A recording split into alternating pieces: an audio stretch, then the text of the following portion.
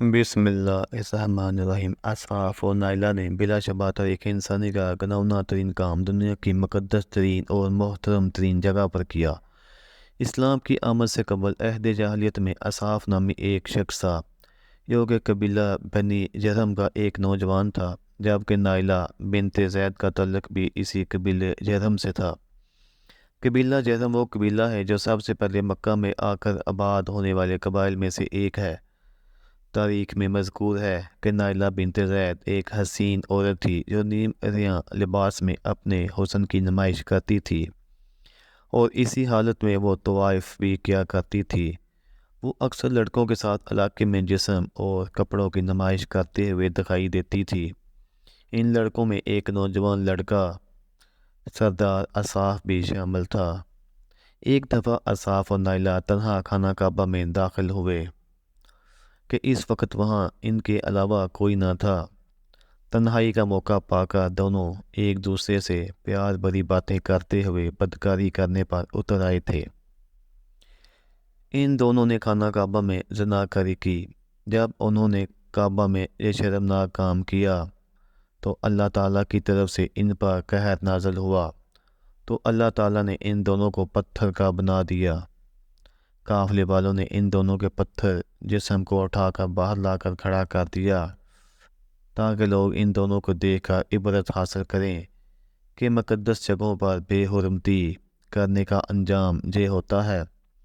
کچھ دن کے بعد مکہ کے لوگوں نے اسحاق کے بت کو اٹھا کر کوہ صفا پر کھڑا کر دیا۔ نائلہ کے بت کو اٹھا کر مروہ کے مقام پر کھڑا کر دیا۔ صفا اور مروہ خانہ کعبہ کے بالکل قریب وہ پہاڑیاں ہیں۔ انہی دو پہاڑیوں کے گرد بی بی ہاجرہ نے اپنے بیٹے حضرت اسماعیل علیہ السلام کے لیے پانی کی تلاش میں کافی چکر کاٹے تھے۔ اس وجہ سے ان پہاڑیوں کو بہت مقدس مانا جاتا تھا۔ جو بھی حج کرنے کے لیے وہاں جاتا وہ ان پہاڑیوں پر چڑھ کر طواف کیا کرتا تھا۔ جب نائلہ اور اسحاق کے بت کو وہاں کھڑا کیا گیا تو ان کی سزا یہ مقرر کی گئی کہ جو بھی صفا اور مروہ پر طواف کرنے کے لیے جائے تو ان دونوں بتوں کو ایک ایک جوتا مار کر واپس آئے۔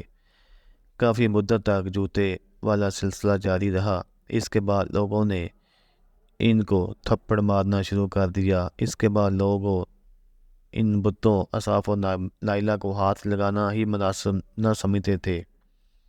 وقت گزرنے کے ساتھ ساتھ عرب کے لوگوں نے ان بتوں کی محبت کی علامت سمجھنا شروع کر دیا تھا۔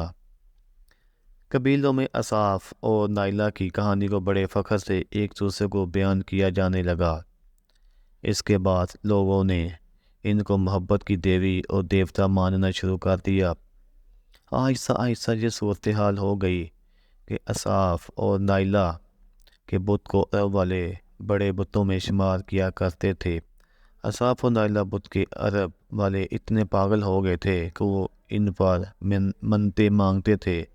ان بتوں کو سجدے اور قربانی بھی دیا کرتے تھے۔ مکہ کے مشرکین نے خانہ کعبہ کی دیواروں کو نبیوں، فرشتوں اور بے شمار قسم کے بتوں تصویروں سے سجایا ہوا تھا۔ انہوں نے خانہ کعبہ کی دیواروں پر حضرت ابراہیم علیہ السلام اور حضرت اسماعیل علیہ السلام کی تصاویریں لگائی ہوئی تھی۔ اس کے علاوہ نائلہ اور اسحاق کے بت بننے کے بعد ان کا بت اس کے ساتھ 360 بت بھی رکھے ہوئے تھے۔ بنو جرہم قبیلہ بڑے فخر کے ساتھ نائلہ اور اسحاق کے عشق کی داستان دوسرے قبیلے کے لوگوں کو سنایا کرتے تھے۔ وہ اسحاق اور نائلہ کے بت کو مقدس مان کر اس کی عبادت کیا کرتے تھے۔ اسحاق اور نائلہ کا بت آب زمزم کے کنارے رکھا ہوا تھا۔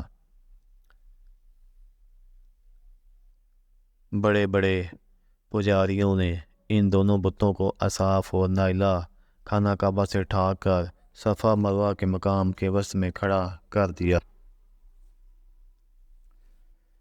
اس کے بعد وہ باقاعدگی سے ان بتوں کی پوجا کرنے لگے۔ جیسے جیسے اسلام پھیلتا گیا تو لوگوں نے ان پہاڑوں صفا اور مروہ جہاں اسحاق اور نائلہ کا بت تھا پر جانے کو گناہ تصور کرنے لگے۔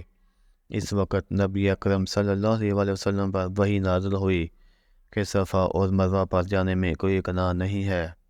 بلکہ حج و عمرہ کرنے کے لیے دونوں عبادتوں میں صفا اور مروہ کی سعی کرنے کو لازم قرار دے دیا گیا۔ جب فتح مکہ کے موقع پر نبی اکرم صلی اللہ علیہ وسلم نے حضرت علی شیر خدا اور دوسرے صحابہ اکرام کے ساتھ مل کر اصحاف اور نائلہ اور بے شمار بتوں کو ریزہ ریزہ کر دیا تھا، آپ صلی اللہ علیہ وسلم نے مسلمانوں کو فرمایا کہ حج اور عمرہ کے لیے لازم ہے کہ صفا اور مروہ پر سعی کی جائے۔ آپ صلی اللہ علیہ وسلم نے فتح مکہ کے موقع پر جب بتوں کو توڑا تھا، ان میں مشرکین کے مشہور بت حبل، عزا، لات و منات اور بہت سے بت بھی شامل تھے۔ تاریخ میں ان کی تعداد تقریباً 360 بیان کی جاتی ہے۔ حبل بت کو مشرکین سب سے زیادہ اہمیت دیتے تھے۔ حبل بت کی ملک شام کے لوگ پوجا کرتے تھے۔ حبل کے معنی بہت طاقتور کے ہیں، اس لیے عربوں نے اس بت کو حبل کا نام دیا تھا۔ حبل بت کو سرخ عقیق سے تراشا ہوا تھا۔ یہ بت قریش کے لوگوں کو انسانی شکل میں بنا ہوا ملا تھا۔ قریش مکہ نے اس بت کو خانہ کعبہ کی چھت پر کھڑا کیا ہوا تھا۔ اللہ اکبر۔ دوستو، اگر آپ نے میرا چینل سبسکرائب نہیں کیا تو سبسکرائب کر لیں تاکہ آنے والی ہر نئی ویڈیو آپ کو جلد از جلد پہنچ سکے۔ اللہ حافظ۔